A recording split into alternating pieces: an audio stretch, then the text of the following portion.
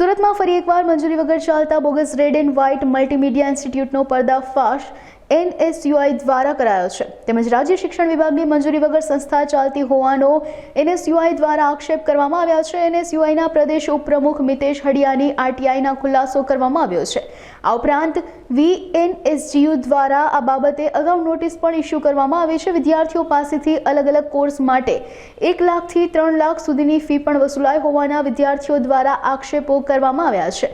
તેમજ ઇન્સ્ટિટ્યૂટ દ્વારા મુખ્યમંત્રીના હાથે એવોર્ડ લેતા ફોટા સોશિયલ મીડિયા પર તેમજ પોતાની વેબસાઇટ પર અપલોડ કરી વિદ્યાર્થીઓ સાથે છેતરપિંડી કરાતી હોવાના આક્ષેપો કરવામાં આવ્યા છે. તેમજ પોતાની વેબસાઇટ પર ઇન્સ્ટિટ્યૂટ 40,000 વિદ્યાર્થીઓ પોતાની સાથે જોડાયા હોવાનો દાવો કર્યો છે.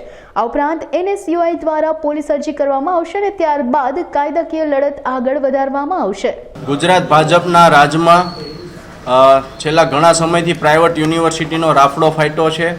આ પ્રાઇવેટ યુનિવર્સિટીની મિલીભગતથી અને દુરુપયોગથી ઘણી ઇન્સ્ટિટ્યૂટો બોગસ રીતે ચાલી રહી છે. જેમાંની એક રેડ એન્ડ વ્હાઇટ ઇન્સ્ટિટ્યૂટ છે, જેની ગુજરાતમાં 23 કરતાં વધુ બ્રાન્ચો આવેલી છે અને સુરતમાં 8 કરતાં વધુ બ્રાન્ચો આવેલી છે. આ બોગસ ઇન્સ્ટિટ્યૂટની અંદર જે બોગસ ઇન્સ્ટિટ્યૂટ છે એમાં આ ફોટામાં તમે જોઈ શકો એ પ્રમાણે ભૂપેન્દ્રભાઈ પટેલ આપણા જે સીએમ છે એમને ગુજરાતની નંબર 1 ઇન્સ્ટિટ્યૂટ તરીકેનો એવોર્ડ આપેલો છે. અને અમારા વીર નર્મદ દક્ષિણ ગુજરાત યુનિવર્સિટીના જે વીસી સાહેબ છે એ એમની એડવર્ટાઇઝમેન્ટ કરી રહ્યા છે વિદ્યાર્થીઓને, ભાઈ તમે આ રેડ એન્ડ વ્હાઇટમાં એડમિશન લેજો. અમે યુનિવર્સિટી વીર નર્મદમાં આરટીઆઈ કરી તો એમાંથી અમને માહિતી એવી મળી છે કે યુનિવર્સિટીએ આ બોગસ ઇન્સ્ટિટ્યૂટને ચેતવણી બી આપેલી હતી કે ગુજરાત વિધેયક કોમન એક્ટ મુજબ તમારી ઇન્સ્ટિટ્યૂટ ચલાવવી એ બોગસ છે, કારણ કે જે તે વિસ્તારમાં દક્ષિણ ગુજરાતમાં તમારે યુનિવર્સિટીમાં વિસ્તારમાં તમારે ઇન્સ્ટિટ્યૂટ ચલાવ્યું હોય તો એ વીર નર્મદ દક્ષિણ ગુજરાત યુનિવર્સિટીની એનઓસી તથા રાજ્ય શિક્ષણ વિભાગની મંજૂરી લેવી ફરજિયાત છે. પરંતુ આ લોકોએ મંજૂરી બી લીધેલી નથી અને આ લોકો પાસે એનઓસી બી નથી ને એમને ચલાવી રહ્યા છે.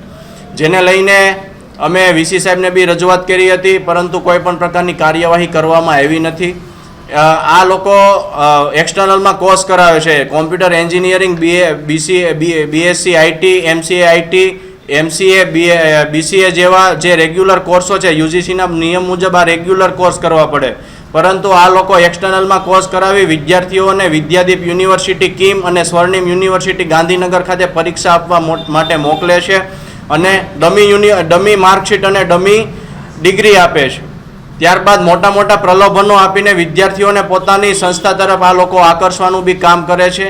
અલગ અલગ સ્કૂલોમાં જઈ ક્લાસીસમાં જઈને સેમિનાર આયોજિત કરે છે અને એવું કહે છે કે ભાઈ અમે તમને લાખોના પેકેજીસ આપીશું, પ્લેસમેન્ટ આપીશું, ફોરેનમાં મોકલીશું, પણ એ બધી ખોટી વાતો છે. ખાલી પોતાની બાજુ આકર્ષવા માટેની આ બધી વાતો છે. અને એને લઈને અમે ઘણા બધા સ્ટિંગ ઓપરેશન બી કર્યા છે. રેડ એન્ડ વ્હાઇટના સ્ટાફ બી એવું સ્વીકારે છે કે ભાઈ અમે ડમી યુનિવર્સિટીમાં અમે તમારું એડમિશન કરાવી દઈશું અને તમારે ખાલી પરીક્ષા આપવાની છે, તમે ખાલી એક્સટર્નલમાં પરીક્ષા આપો એટલે પાસ બી થઈ જશો, એની બી આ લોકો જવાબદારી લે છે. એક દિવસમાં એક પેપર જ લઈ શકાય, પરંતુ આ લોકો 2 દિવસની અંદર 6 પેપર લઈ લે છે. અને આ સંસ્થા સાથે 40,000 જેટલા વિદ્યાર્થીઓ જોડાયેલા છે, જે પોતે સંસ્થા સ્વીકારે છે. એક વિદ્યાર્થીની ફી દર વર્ષે 1 લાખથી લઈને 3 લાખ સુધીની હોય છે. 40,000 ગુણ્યા તમે ખાલી 1 લાખ કરો તો બી કેલ્સીમાં એરર આવી જાય, એવડો સ્કેમ છે આ લોકોનો. જેને લઈને અમારી સરકાર પાસે હવે એવી મુખ્ય માંગણીઓ એવી છે કે આ સંસ્થાની તમે માન્યતા રદ કરો અને જે બી આ સંસ્થાના માલિકો છે એમના વિરુદ્ધમાં ફોજદારી દાખલ કરો. કલમ આઈપીસી 336 1 2 અને 3 મુજબ એની વિરુદ્ધ કાર્યવાહી થવી જોઈએ. અને આ અમારી માંગણી સ્વીકારવામાં નહીં આવે અમે કલેક્ટરશ્રીને બી આવેદનપત્ર હવે આપવાના છીએ. સમગ્ર ગુજરાતમાંથી જ્યાં એમની બ્રાન્ચ છે ત્યાં એમની તાળાબંધી બી કરીશું.